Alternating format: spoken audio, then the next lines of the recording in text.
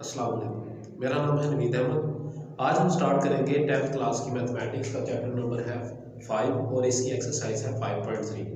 तो 5.3 जो है वो रिलेटेड है वेन डायग्राम के बारे में।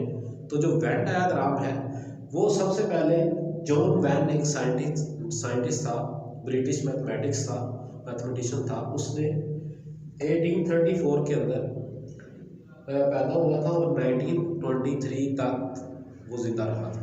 तो उसने क्या किया, एक डायग्राम बनाई जिसके अंदर उसने यूनिवर्सल सेट्स को क्या किया, एक रेक्टेंगुलर फॉर्म के अंदर उसने शो किया और उसके अंदर जो सेट्स की फॉर्म है और उसको मुख्तलिफ लाइनों के साथ उन्होंने सेट्स की यूनियन, इंटरसेक्शन वगैरह और फ़र्क वगैरह को उसने डिस्कस किया।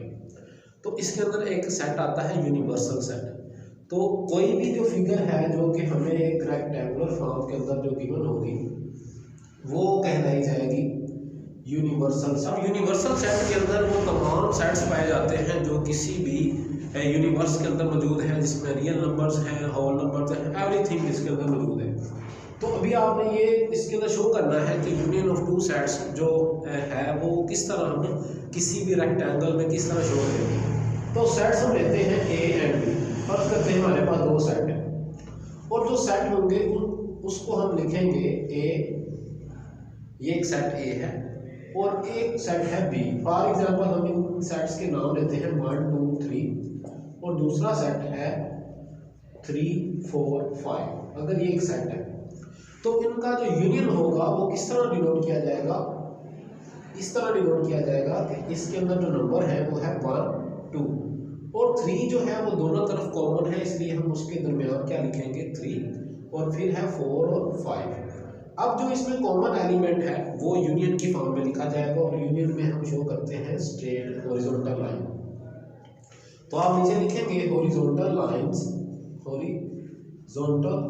Lines show union of sets. Union ये क्या कह रही है, यूनियन को शो कर रही है, इसलिए हम लिखेंगे ए यूनियन बी। ये क्या है, ये किसकी वेन डायग्राम है, ए यूनियन बी की। अब हम बात करते हैं इंटरसेक्शन की। अगर यही सेट हम लिखें इंटरसेक्शन के अंदर तो आप लिखते हैं इंटरसेक्शन बी। अब ये जो हमारे पास गिवन है राइट हैंड साइड, इसके अंदर है ए का कॉम्प्लीमेंट इंटरसेक्शन बी का कॉम्प्लीमेंट। इसको हमने वेन डायग्राम में शो करना है। तो पहले हम क्या लिखेंगे, यूनिवर्सल सेट लिखेंगे और ए लिखेंगे और इसका जो इंटरसेक्शन की अलामत है यानी इसका थोड़ा सा हिस्सा जो है वो ए के साथ भी लाएंगे ताकि कुछ ना कुछ जो है वो इंटरसेक्ट यानी कॉमन एलिमेंट होगा उसका। तो जब हम इसको निकालेंगे ए का जो कॉम्प्लीमेंट है वो शो कैसे किया जाता है, वो इस तरह शो किया जाता है कि उसको हम निकाल देते हैं किस में से, यू में से बाहर निकाल। इसी तरह बी का कॉम्प्लीमेंट है, इसको भी हम क्या कर रहे हैं, यू में से निकाल रहे हैं। तो ये जो है जब बाहर निकाल दिया जाएगा तो ये एक सुराग बन जाएगा किसी भी यूनिवर्सल सेट के अंदर। तो हमें जो मिलेगा वो ये वाला हिस्सा मिलेगा, ए कॉम्प्लीमेंट इंटरसेक्शन बी का कॉम्प्लीमेंट, यानी ये इंटरसेक्शन वाला भी इसमें शामिल होगा। तो ये किसको शो करेगा, A intersection A complement intersection B का कॉम्प्लीमेंट। तो आई होप आपको ये भी समझ आ गया होगा। तो इसका जो दूसरा हिस्सा है वो आप खुद ट्राई करें। अब हम बात करते हैं एसोसिएटिव लॉ। तो एसोसिएटिव लॉ जब हमारे पास गिवन हो तब हम क्या करेंगे, हमारे पास होंगे 3 सेट। कितने होंगे, 3। तो ए यूनियन बी का मतलब होगा कि ए यूनियन बी, इसके ऊपर ब्रैकेट है तो ब्रैकेट का मतलब ये तो हो गए कॉमन ए और बी। लेकिन इसका जो इन दोनों का इकट्ठे का जो यूनियन है वो सी के साथ है। तो ये दोनों जो होंगे वो किसके साथ मिलेंगे, जाके सी के साथ। तो इसको आप मिलाएं किसी ऐसे तरीके के साथ कि तीनों जो है सेपरेट मिल सकें। तो आप इस तरह एक पॉइंट बना दें, ये है ए बी सी, ठीक है। तो सी का कुछ हिस्सा इधर भी मुश्तरक होगा। तो यूनियन के अंदर ए यूनियन बी, तो यूनियन को आप शो करते हो इसकी तरह और सी के साथ जो इसका इंटरसेक्शन होगा वो आप हॉरिजॉन्टल लाइन के साथ शो कर दोगे। लो जी, तो ये किसको शो करेगा, A union B union C. अगर ये यूनियन है तो सारी लाइनें क्या होंगी, सेम होंगी, एक ही लाइन के अंदर स्ट्रेट हम लगाएंगे, ठीक है। तो ये यूनियन को शो करेगा। इसी तरह जब आप इंटरसेक्शन को शो करना चाह रहे हो या यूनियन को दोबारा उसके लेफ्ट साइड पे आप शो करना चाह रहे हैं ए को यूनियन किया बी और यूनियन सी, यानी हमारे पास जो होगा वो होगा ए भी होगा और सी भी होगा। ये है बी और ये सी, तो इनका जो यूनियन है ये इस तरह स्ट्रेट लाइन के अंदर शो किया जाएगा। और ए बी यूनियन सी दोनों के साथ जो यूनियन होगा वो ए का होगा, यानी ए जो है वो बी को भी बी के साथ मिला होगा और ये सी के साथ भी मिला होगा। तो यहाँ पे ये जो है ये हॉरिजॉन्टल लाइन से शो कर रही है यूनियन को, यानी ए यूनियन बी और फिर ए का यूनियन है सी के साथ, बी यूनियन सी, तो ये शो करेगा A union B union C. इसी तरह डिस्ट्रीब्यूटिव लॉ जो है वो भी आप खुद ट्राई करें। तो जो क्वेश्चन नंबर 4 है उसमें ये गिवन है कि यूनिवर्सल सेट आपको गिवन है, सेट ए बी और सेट बी भी गिवन है, और आपको क्वेश्चन नंबर 4 का पार्ट नंबर 3 में कह रहा है कि ए इंटरसेक्शन बी का कॉम्प्लीमेंट निकालें विच इज इक्वल टू ए का कॉम्प्लीमेंट इंटरसेक्शन बी का कॉम्प्लीमेंट। तो पहले आप क्या लेंगे, लेफ्ट हैंड साइड लेंगे। तो लेफ्ट हैंड साइड के अंदर गिवन है ए यूनियन बी का कॉम्प्लीमेंट।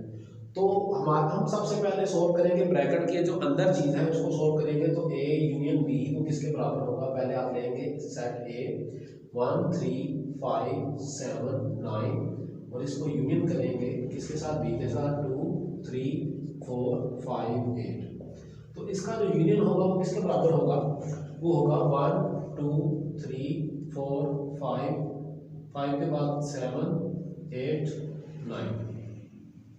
तो ये आपके पास आ गया इसका यूनियन ए यूनियन बी। अब हमने लेना है इसका कॉम्प्लीमेंट। तो ए यूनियन बी का कॉम्प्लीमेंट क्या होगा, ये बराबर होगा U minus A union B. तो यू की जो वैल्यू है यूनिवर्सल सेट वो है 1 2 3 एंड सो ऑन टू 10, और इसको हमने माइनस करना है किसके साथ, ए यूनियन बी के साथ 1 2 3 4 5 7 8 9।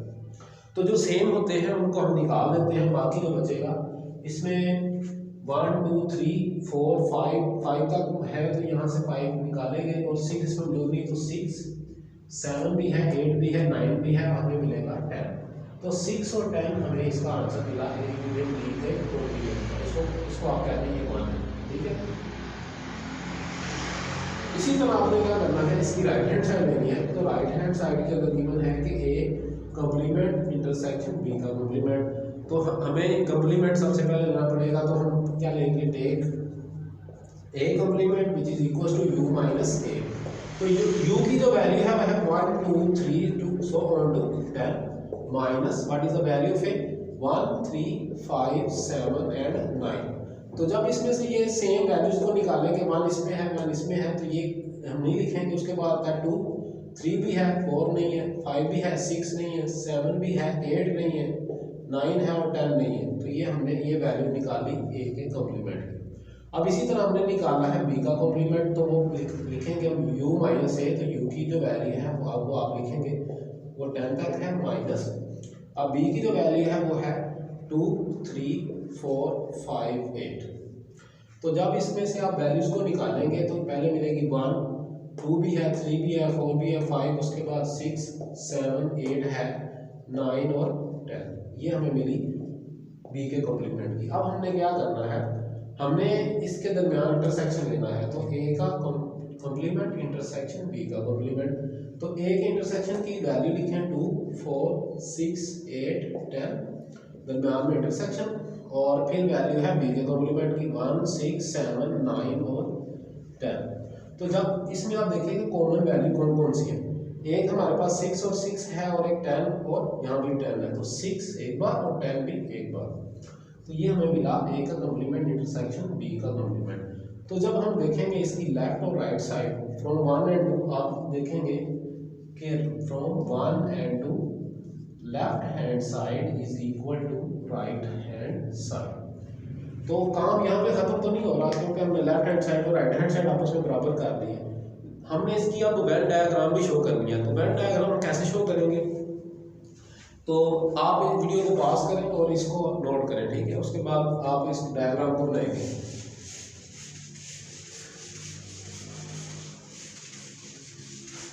तो देखें,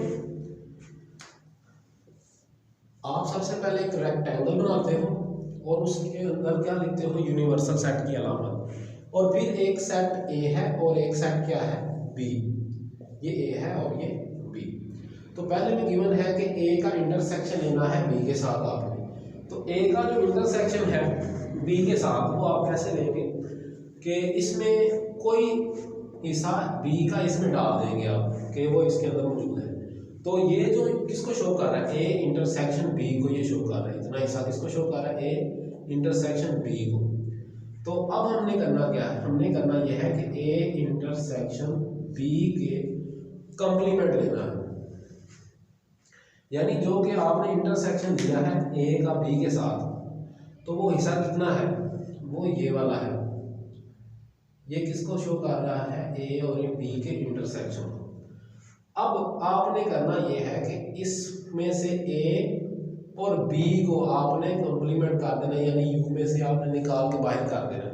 तो जब यू में से आप बाहर निकालेंगे तो आपको कोई और लाइनें भी लेनी पड़ेगी। तो एक तो सेट बाहर आएंगे और एक सेट जो है वो यूनिवर्सल सेट के बाहर लिखा जाएगा। तो आप क्या करोगे, इसकी जो ये लाइनें हैं ये शो करोगे, तो ये किसको शो करेंगी कि ये जो सेट है ये होल बन गया, यहाँ पे एक सुराख बन गया, यानी कि ए और बी को हमने बाहर निकाल दिया। अब बाहर किसको निकाला, बाहर हमने निकाला है ए इंटरसेक्शन बी।